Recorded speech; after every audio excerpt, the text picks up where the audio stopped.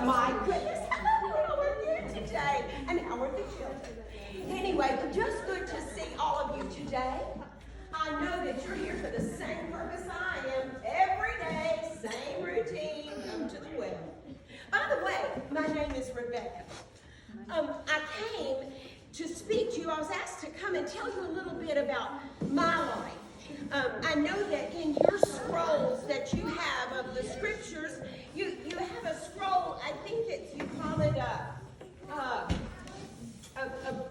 Bible. Is this what you call your scroll? I'm sorry. We just kind of roll with our scrolls, you know. But anyway, I was asked to come and speak to you, but I was born over 4,000 years ago. But I was told I don't look a day over 3. Anyway, we are here today, and I'm so glad you've come because I want to tell you my story. My story began long, long ago in an area that was called Ur. I know that's a really strange name for a town, but, you know, what are you going to do? Anyway, I lived in the land of Ur, and there, every day we would come to the well to draw water. Because, I don't know what you have, but that was the only source of water that we had. We live in a desert area. And so I would come to the well to draw water. And all of our friends would gather.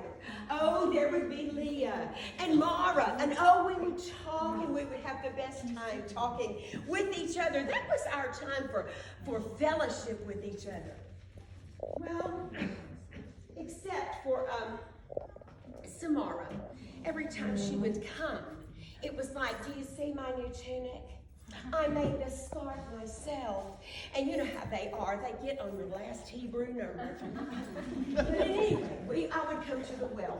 And today was an unusual day because I came to the well to get my water. And I noticed over here on the side there were some men with camels. But they weren't at the well. They were just close. But I dare not walk over and speak to them because that would be a very rude thing to do. In fact, women did not speak or look directly in a man's face because that was disrespectful. Well, this day, I came to the well, I drew my water, and I was about to leave when one of the men, I saw him out of the corner of my eye. He came running up to me, and he was in a hurry, and he said, "May I have a drink of your water?" And of course, I said, "Of course." Because you see, my father, Nabor, who was my great-grandfather, he would tell me, we are to be respectful even of strangers and be kind. When I leaned over to him, I allowed him to drink from my vessel. And I looked over his shoulder, and I saw men with him. And I saw their camels, and they were very, very tired. I could tell they were thirsty. You know, you just a sip of water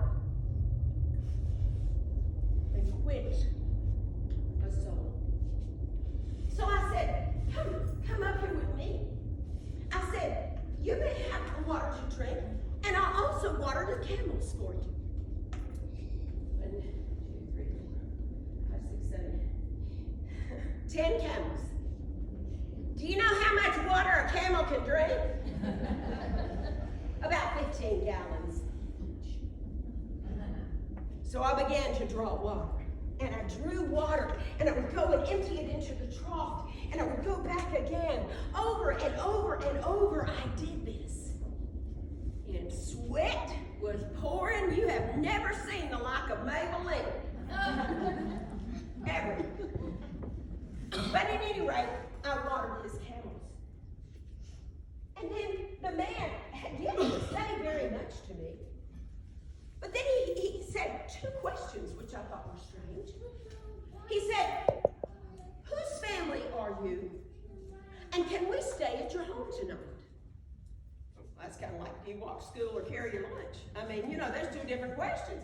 I said, I am the daughter of Milcah. And I am the daughter of Nahor, who was the man whose this very town was named after. And when I said those words, I spoke to him and I said, I am the daughter of Nahor. come. And the man was on his knees with his hands raised, and he was saying, praise Jehovah, praise Jehovah. He has answered my prayer. And when he arose, he reached in a bag, and he gave me these golden bracelets. He gave me these golden earrings, and he gave me, oh, I forgot my nose ring. But y'all did too, so it's okay. But anyway, he gave me this beautiful nose ring, and oh, I was so excited. And just the sight of that man standing there praising God, I was so shocked. I was so excited about these, I ran home. And my brother, of course, Laban, he came back and got the man, and the men were with him, and 10 camels, and they came to the house. And my mother and the servants prepared a meal for all these people. It was amazing. My mom could pull up a meal just like that. Well, as custom was, women were not allowed in discussions. So we had to go into the other part of the room, out of the presence of the men. That was just custom. But hey guys, it was a tent, okay? There's no way we could hear what was going on. And as I was listening, I began to hear that this man was sent by Abraham. I'd heard that name since I was a little girl. Why, that was my great-grandfather's brother. My great-grandfather was Nahor, and his brother was Abraham, the Abraham that God had called away, that we had never seen again. Called away to a distant land. But we had heard of the blessings of God. Oh, and as I began to listen, he said, I went to the well. I traveled a long distance. And when I got to the well, I said, God, this is my prayer. I'm here because I've got to find a bride for Isaac. And if you would just have this person, this girl, come to the well. Condition 1, she's got to come to the well. Condition 2, she really needs to be beautiful. Condition 3, that she would come and allow me to have a drink. A straight. Condition 4, that she would water my camels, all 10 of them. God, you answered my prayer.